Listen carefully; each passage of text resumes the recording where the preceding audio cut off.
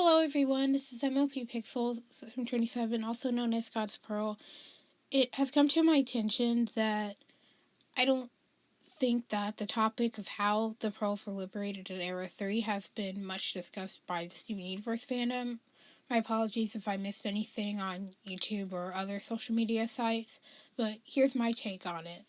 I think that the pearls were set free by means of fusion, because in Steven Universe the movie, Pearl states herself when she's accidentally bound to Greg,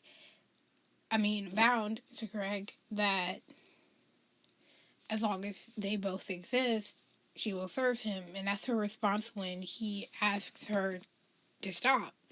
And clearly, it seems that's the only, if not one of the only, commands that Pearls are not able to obey.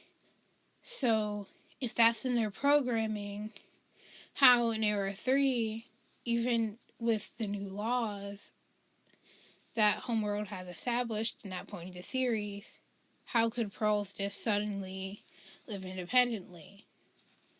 Well, fortunately in Steven Universe Future, Pearls are seen to live with Liberation, as well as one hypothetical Pearl who isn't a main character who was seen in Steven Universe the movie, because there was a character who had a slender body type and she had very close similarities to what most pearls look like, so it's very clear that there are a lot of pearls who are free. So what I think led to that, as previously mentioned, is fusion. And the reason why I believe that is, once again, using the movie as source material. The reason why Pearl was able to have her memories back was because Greg fused with Steven to form Steg, and it was when a new person formed, meaning Steg, that fusion was why not both people could exist at the same time. So, if that were the case, then that is what freed Pearl in the movie, and then allowed her to remember who she was before, because of how her programming works with the reversal of rejuvenation. I strongly believe that the long hypothesized Paragon fusion happened off screen between the four diamonds. Now, this is a bit of a stretch, but the reason why I believe Paragon is involved is because he or she is has been a long hypothesized fusion between the diamonds, and in real life there are rare jewelry that contain white, yellow, blue, and pink diamonds on them, and they're called paragons. So I think if Steven in Era 3 fused with the other diamonds, it's very likely that is what set their pearls free, and that is likely why they're now on Earth in Little Homeworld, free to find new paths in their lives. And that is also likely why they're able to now explore the other things that they were seen to have had interest in. For example, when Steven introduced the idea of doing things simply because they're fun to Blue and Yellow Pearl, the idea wasn't initially well received by Yellow Pearl. He only planted the seeds. She didn't yet fully embrace that. It was when he discussed a little bit more with her that she was more open to share, although unintentionally, that she enjoys modeling. And similarly, although with contrary response, Blue Pearl openly received the invitation to share what she wanted to do and share that she likes to draw. So, again, it depends on the personality and the background of a Pearl, how easily she'll receive the fact that she's now not connected to another gem for her purpose. But it's likely that gems that were once served by pearls are very close friends with them now, or have other types of relationships. Even if they stay acquaintances, I think that pearls could still have relationships with those gems. And although this is no longer going into the details of why I believe the theory is true, there are a lot of details to consider about if the theory is true, what that would mean. And that means a lot of gems who were formerly restricted to have cross-gem fusion, meaning across different courts or having different types of gems, now that they're able to fuse with each other, it makes even more sense. This is how pearls are able to become free, because slowly, if little by little, gems keep fusing with each other and experimenting with such things, of course, if they temporarily give up their own form's light to become a part of another form, then it makes sense that little by little, unless there's some huge fusion party, that the pearls were free. And I think that it's a great solution. Otherwise, it would require a lot of damage. And also, another thing that I think points to the theory having likely validity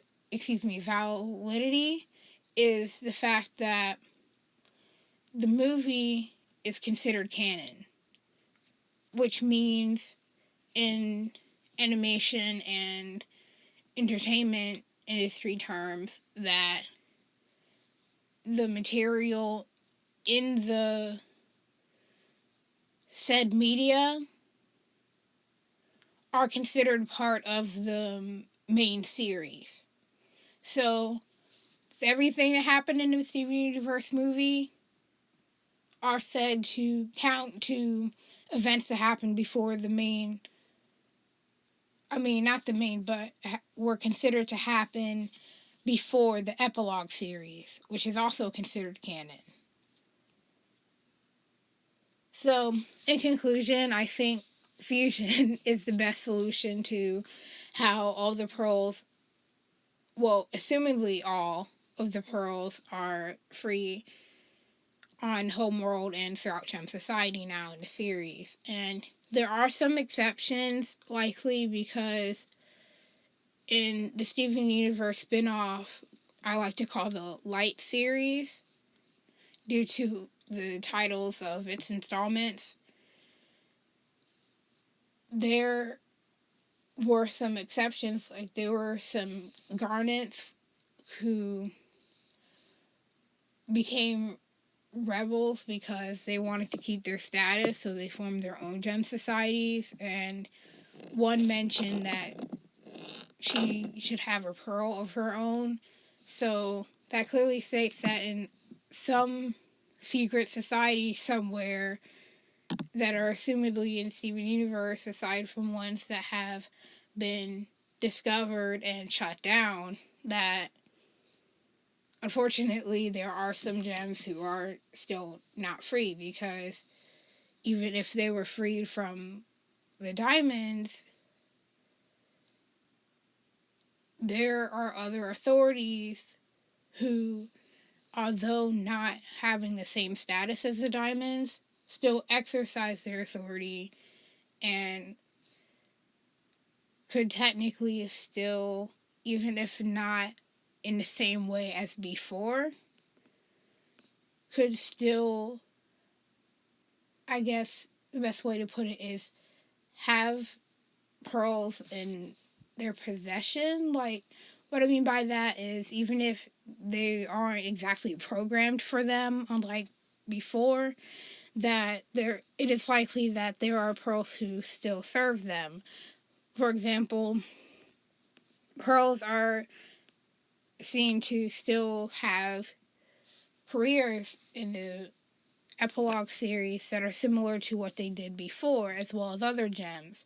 For example, there was a pearl who was seen as a tour guide, and the crystal gem pearl, also known as pink diamond second pearl, became a teacher. So it makes sense that they would have motherly roles in society now. And I guess what I'm trying to say here is there are a lot of exceptions and details still to consider about what this all could mean. So you are free to comment below what you think of this fusion theory, as well as what other possibilities you think that this type of liberation could open up. And if you don't agree with this theory, you can share why as well. And I'm open to any corrections or details that I may have missed, because I'd like for us to figure this out together, not just me saying what I think, but us collectively finding what's true together. And who knows, maybe along the line, Rebecca Sugar could share something in official content that shares otherwise. For example, after the series was over, she had confirmed that gems are solar powered in a way, so it makes sense that she could still share some information now about things that she wrote into the series that weren't as obvious to some people. So I'm looking forward to that. And thank you for watching, and I hope that this video helps with any information you may have wanted to find, and have a blessed day. As a bonus, something that I didn't think of until after the previous recording was that perhaps the fact that it's in the programming, or rather, perhaps there's a lack of programming that causes Pearls to not identify a gem once he or she has fused with another, is why the diamonds have restricted cross-gem fusion for so many years. Perhaps there was some sort of, I'm not exactly certain what word to use here, but I think it's intentional. Perhaps there's a purposeful structure that the diamonds made, because perhaps they were self-aware that the way they made gems, especially pearls, was that they didn't recognize fusions as the same person.